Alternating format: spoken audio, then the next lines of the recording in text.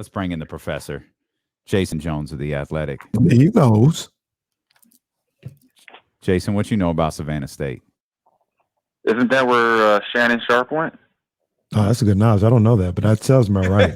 It sounds about right. That makes Kenny feel good about where. Do you guys know where Lane is? Anybody want to take a guess where Lane University is?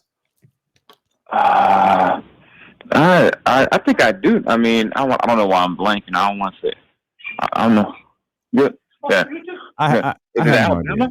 Tennessee, close enough. All right, yeah, that counts.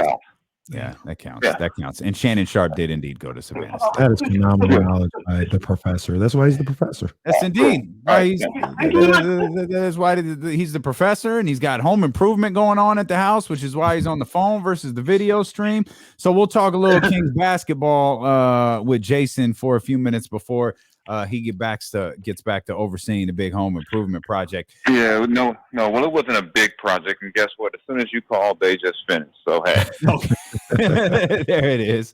DeAaron Fox, since the trade, has been playing just phenomenal basketball. About roughly 28-7, 28-6, somewhere around there, with that 6 being the assist number. Is that him playing alongside a big man who could do so many different things with the ball for the first time? Is that are we witnessing the unlocking of DeAaron Fox, as we talked about after this deal was done? I think it might be that. I also think it's that he's not starting with another point guard. I still think they really hadn't figured out that balance. And you kind of got two guys. Sometimes you have that situation. Both guys play way too nice. And no one really takes control. And last year when Tyrese coming off the bench, DeAaron knew it was his team from the jump, and then Tyrese kind of came in to support that. I think they just never really could get that. And I know people look at Tyrese's numbers in Indy and go, "Oh my God, see what we did," and the numbers are good. But I don't know if Tyrese was ever going to be that player. In numbers wise in Sacramento, as long as he was sharing that role. And even now, Malcolm Brogdon's out, so he gets to be the guy. Right. And so I just think it's a combination of both of them. I think DeAaron is clearly much better when when it's his show, and you get a guy like Sabonis who it's like I said, a bona fide threat on the court. That's going to help him a lot anyway, just because. In previous incarnations of this team, since DeAaron's been there, he's never really had a guy where the scouting report was, we got to really watch out for that guy. Maybe the closest thing would be Harrison, but outside of that, you really haven't had that guy where teams are going to be like, yeah, you know what? That's a legit, all-star caliber player he's with. Yeah. So do you look at DeAaron as, if you have a guy like Sabonis and you have, for instance, DeAaron freed up from, having to play with another point guard, that this is who he could be on a regular? I think since the first of the year, he's like 25 points a game. Since February, he's like 27 points a game. I was always under the impression that maybe he wasn't that type of scorer in the league, but do you think that he can, this is coming off of what he did at the end of last year, can he be a guy that puts up 25, 26 points a night? I think he's a scorer. Yeah, I think he's a scoring guard. I think that's and for this team to be successful, that's what he has to be. Of course you want the assist numbers to be high, higher. I mean, pace he's been on most of the year has been below where you would want him to be, or him averaging 5 a game was not going to cut it. But I think for them to win, he's got to be a scorer. Just because they don't have a bunch of guys who go out there and get you 25, 30. Right. And to maximize the bonus, you have to be able to. DeAaron has to be a guy that goes out there and produces offensively, because even if Sabonis, the other night, has 16 and 14 or whatever it was, that still opens up so much more for everyone else when DeAaron's aggressive and scoring, because he's the guy that can change a game with his speed, his athleticism, especially when he's attacking. When he's not attacking, it's kind of like, okay, so what are we doing here? And then, what's the point? He's out here, get cardio in. Or why are we doing this? Right. If you could pick one, he ups his assist totals or becomes a better defender? Which one do you think is more beneficial for the Kings in the long term? Better defender. Easy. Just because there's going to be ways to get other guys involved. A guy like Sabonis can pass the ball. You can. The assist number isn't always an accurate depiction of how the ball is moving, because he could be getting hockey assists. He could be the pass that leads to the pass, but they can't get around if they can't control the point of attack. There's nothing there's no dodging that. It's not even an elephant in the room. It is the room. Mm-hmm.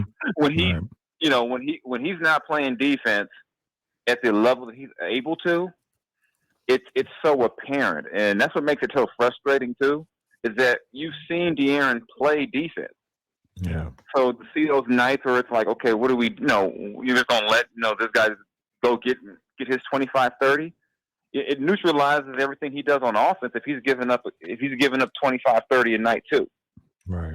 So yeah, if you're gonna pick one, you definitely take defense, and just assume that more times than not, they'll be able to produce some offense. But all the assists in the world don't matter if you're giving up 130.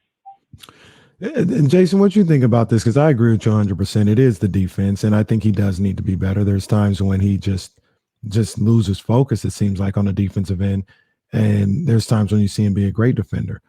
But what do you think about the notion of kind of like how it goes with John Moran or Trae Young or even Luka Doncic, those type of guys, where they aren't great defenders either, but there's 4 other guys on the court with them building that roster around them, where their deficiencies on the defensive end aren't backbreaking? Like, is that another way that Monty can go about it with, saying, hey, worst case scenario, Fox doesn't improve as a defender, we still are going to be capable of playing a high level defensive game? That's one way, but here's the thing about that too, though. I don't know about Ja, but those other guys weren't drafted because they were going to be great defenders. DeAaron can do it. I don't know what Luka could do to be a great. I don't know. Maybe just not him. I don't know. I think trades may not be big enough in some cases, but DeAaron can be a great defender. That's why I think they can't give him that pass. He can actually do it. This isn't a question of, well, he just has deficiencies defensively that you can't make up for. I mean, he's 6'3", long arms, quick, athletic, all those things, all the things that would make him an all-league defender. He can do it. And that's the frustrating part if you're the Kings. It's not, and this is even going back to previous coaches, the last 2 coaching staffs. One of them told me, DeAaron's a great defender when he wants to be, or when he feels like playing defense. And that's just not what they can't. That can't be. that's got to be unacceptable. And when I say unacceptable, that's got to be unacceptable for DeAaron. Right. He's got to say that's not acceptable. Because he's going to play. This isn't like a situation where they're going to say, "Oh, you're not playing defense. We're going to take you out."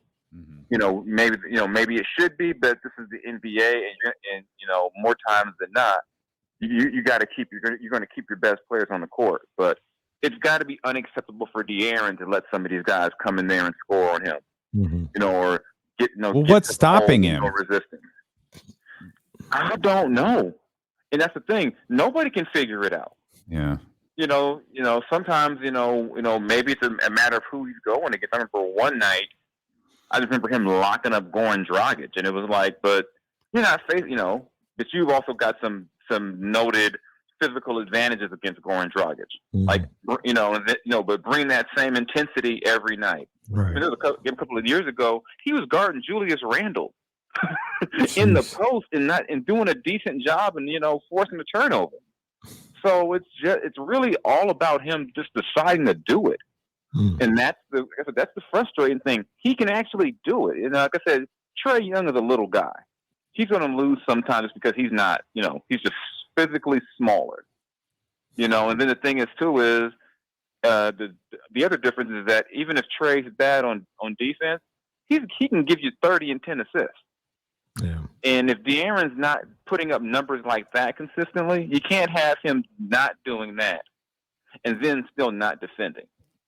True. You've got it, and the thing is, I know Dave Baker always said he could be Mike Conley on defense. I think people took that as a kind of a slight, like who wants to be Mike, as a player about being Mike Conley. But if they had him as a Mike Conley light defensively, I think it would make a world of difference to what they're doing, because now it's not so easy to score on them. And I think DeAaron could probably get, 6 points a game just off of the defense, deflection, steals, whatever the case may be. Mm-hmm. And that could make a difference in a close game. Yeah. All right. So that's why then. Okay. Simple. I would love to be able to break down the psychology of why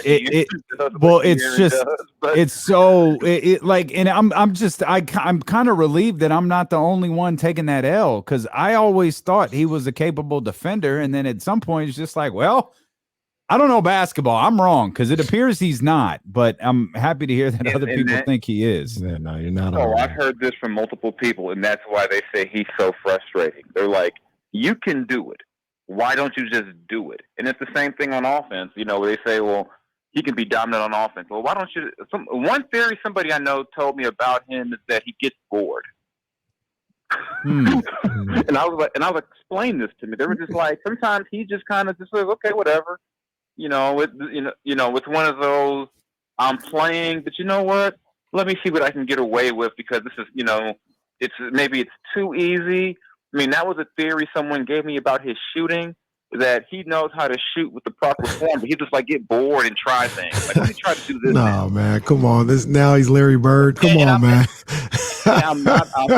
I'm not making this up. This was told to me by somebody close to him. I was like, are you kidding me? He's like, no. They said he just really sometimes just does things just for the hell of it. And,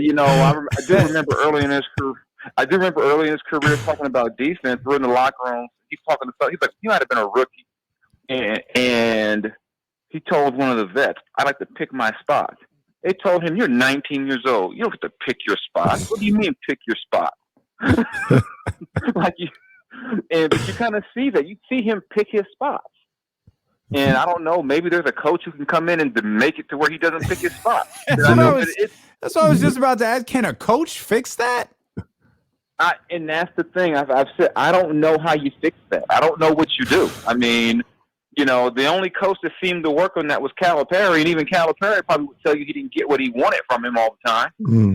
Unless we're going to go into a time portal and tell him it's the NCAA tournament, he's going against Lonzo Ball. Right. I don't know what you do. And like I said, to me, that's the frustrating part, because all the things people say about DeAaron not doing well, I mean, outside of not having been a proven 3-point shooter, he can do everything else. Mm-hmm.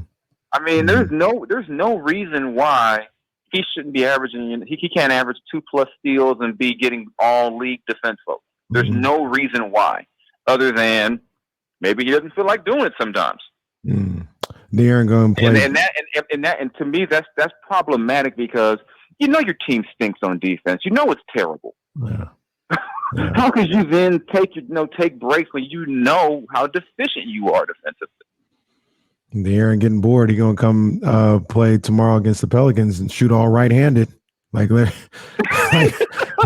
Larry Bird did when Larry got bored and shot the whole game left-handed. DeAaron gonna shoot it right-handed. I'm only on dribble with one hand tonight, y'all. I'm not why not? And yeah. Y'all are laughing way too hard at this. Like, this is tragic. Like, y'all are laughing too hard.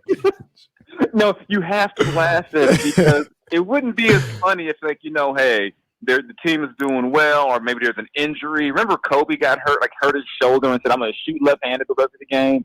You say, or like Larry did it one time, but these guys were on good teams or something. It's like, what do you mean you're picking your spots so you have the third worst record in the West? That's how are you crazy. Picking your spots? That is crazy. And that was the whole thing about the story with him and that vet back in the day. He's like, what do you mean you pick your spots? Like, you pick your spots?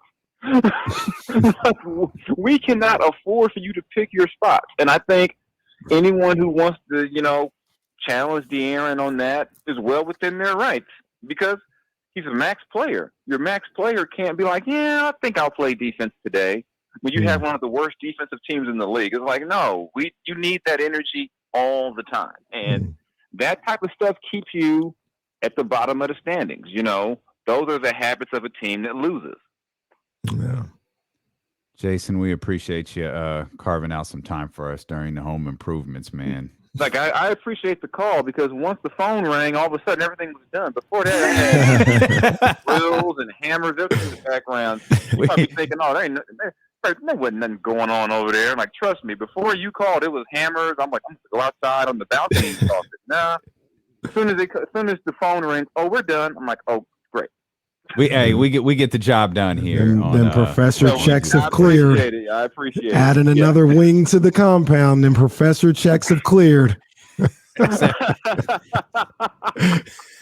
Berkeley status. Let's go, Cal. Yeah, and I have my Berkeley shirt ready for everything today. So you get the Berkeley shirt next week. All Sounds right, good. We'll be ready for it. Appreciate you, Jay. Thanks. I appreciate you, man.